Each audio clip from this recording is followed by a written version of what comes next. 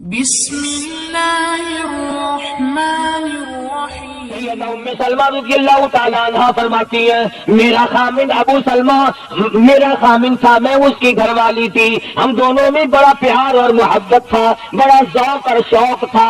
ایک دن بیٹھے بیٹھے آپس میں باتیں چل پڑی کہ جنت میں کون سی عورت آدمی کو ملے گی، کون سا مرد ملے گا۔ حضرت سلمان فرمانے لگے، ابو سلمہ فرمانے لگے میں تجھے بتا دیتا ہوں، میں نے سنا ہے مدنی کریم صلی اللہ علیہ وسلم سے اگر مرد عورت دونوں نیک ہو، عورت مر جائے مرد دوسرا نکاح نہ کرے، وہی عورت جنت میں اس کے ساتھ جائے گی، اور اگر مرد مر جائے عورت دوسرا نہ نکاح کرے پھر وہ عورت اس کے ساتھ جنت میں جائے گی۔ ام سلمہ کہتی ہے میں نے عرض کیا ہم تم دونوں عہد و پیمان کر لے، وعدہ کر لے، اگر آپ مر جاؤ تو میں شادی نہ کروں گی، میں مر جاؤں آپ شادی نہ کرنا، تاکہ جنت میں دونوں آرام سے رہیں گے۔ حضرت ابو سلمہ فرمانے لگے نہیں میری بات کو مان لینا، میری بات اگر میں مر جاؤں تو کسی سے نکاح کر لینا۔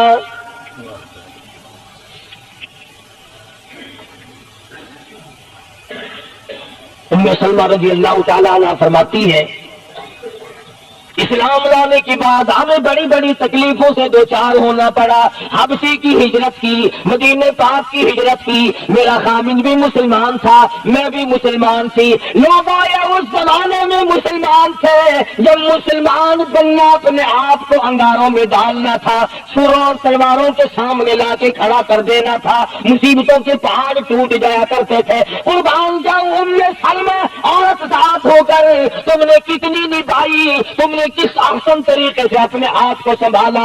مدینے پاک کی ہجرت کے لیے ام سلمہ اونٹ پہ بیٹھ گئی، گود میں سلمہ بچہ ہے، ابو سلمہ نکیل پکڑ کے آگے آگے چلنے لگے۔ ام سلمہ کے گھر والوں نے کہا تم خود مدینے جا سکتے ہو، ہم اپنی لڑکی کو نہیں جانے دیں گے۔ اسلام اور ایمان کی وجہ سے کس قدر مصیبتوں کے پہاڑ ٹوٹ رہے۔ فرماتی ہے میرے میکے والوں نے مجھے زبردستی اونٹ سے اتار لیا، ابو سلمہ مدینے کی طرف چلے گئے رضی اللہ تعالی عنہ۔ اس کے بعد میرے سسرال والے خاندان کو پتہ چلا کہ انہوں نے زبردستی لڑکی کو اونٹ سے اتار لیا۔ وہ آئے 3-4 سال کا سلمہ میرا بچہ تھا، مجھ سے چھین کر لے گئے۔ اگر تم اپنی لڑکی کو نہیں جانے دیتے ہمارے آدمی کے ساتھ تو ہم بھی اپنا لڑکا تمہارے پاس نہیں چھوڑیں گے۔ ام سلمہ نے جرم کوئی نہیں کیا، غلطی کوئی نہیں کی، گناہ کوئی نہیں کیا، قصور کوئی نہیں، خطا کوئی نہیں، سب سے بڑا جرم اگر کیا تو وہ یہ ہے لا الہ الا اللہ محمد رسول اللہ صلی اللہ علیہ وسلم۔ کیوں کہتی ہے خدا ایک ہے؟ آج بھی کہتے دیکھو نا او میاں قرآن اچھا پڑھتا ہے، بیان اچھا کرتا ہے، پر ہے تو وہابی نا۔ آج کون سی بخشش ہو رہی ہے؟ ام سلمہ رضی اللہ تعالیٰ عنہ فرماتی ہے خامن مدینے میں، بچہ میرا سسرال والوں کے پاس، میں اپنے میکے والوں کے پاس، سارا دن ریت کے ڈبے کے اوپر بیٹھ کر پہاڑی پہ رویا کرتی تھی۔ 1 سال مکمل روئی ام سلمہ، اور یہ تکلیف آئی ہے کلمے کی وجہ سے، ایمان کی وجہ سے، اللہ کی توحید کی وجہ سے، محمد کریم صلی اللہ علیہ وسلم کی ختم نبوت کی وجہ سے۔ ایسے قدردان لوگ تھے، کیا ان کے یہاں ایمان قیمت رکھتا تھا؟ سزا صرف ایمان کی ہے۔ ابو سلمہ مدینے میں، لڑکا سسرال والوں کے پاس، خود یہاں روتی ہے، فرماتی ہے کوئی دن ایسا نہ تھا سارا دن پہاڑی پہ بیٹھ کے اکیلی رویا کرتی تھی۔ آج تو اگر تھوڑی سی کوئی پریشانی آ جائے، بستی میں سے محلے میں سے کئی رہنما اٹھ کھڑی ہوں گی، پرانی منہ میں دانت نہیں، پیٹ میں آنت نہیں، بڑھڑا کے میں بالکل ایسے تھا، حجر ٹھیک تھی ویسی۔ ایویں کر ایک ککڑ لے، فلانی جا تو تیر بیٹھا ہے، وہ ککڑ جاتا ہو تو مچھے مار، اور تیری بیماری کا علاج کرے گا۔ اندازہ لگا شرک کا راستہ کس طریقے سے بتایا جا رہا ہے۔ ام سلمہ رضی اللہ تعالیٰ عنہ سارے ساتھ رو رہی ہے، خامن کا پتہ نہیں، لڑکی کا پتہ نہیں، کلمے کی وجہ سے مصیبت میں آئی ہوئی ہے، ایک دن بھی غیر کے دروازے پہ نہ گئی، ایک دن بھی شرکیہ کلمہ زبان سے نہ نکلا، ایک دن بھی یہ بات نہ کہی ہائے میری جان کو کیا بن گئی۔ اللہ کریم کا دروازہ کھٹکھٹاتی ہے، الہی میرا بچہ مجھے ملا، میرا خامن مجھے ملا۔ بالآخر ایک دن پیسہ آیا بھائی کو، وہ سارے قبیلے کو کہنے لگا وہ ظالمو تم نے اس مسکینہ کو کیوں مار رکھا ہے، اسے چھٹی دو بیچاری اپنے خامن کے پاس جائے، بچے کو لے کیوں مار رہے ہو اسے؟ عورت ذات ہو کر اتنی بڑی مصیبت کا جھیل لینا کہ مذاق نہیں۔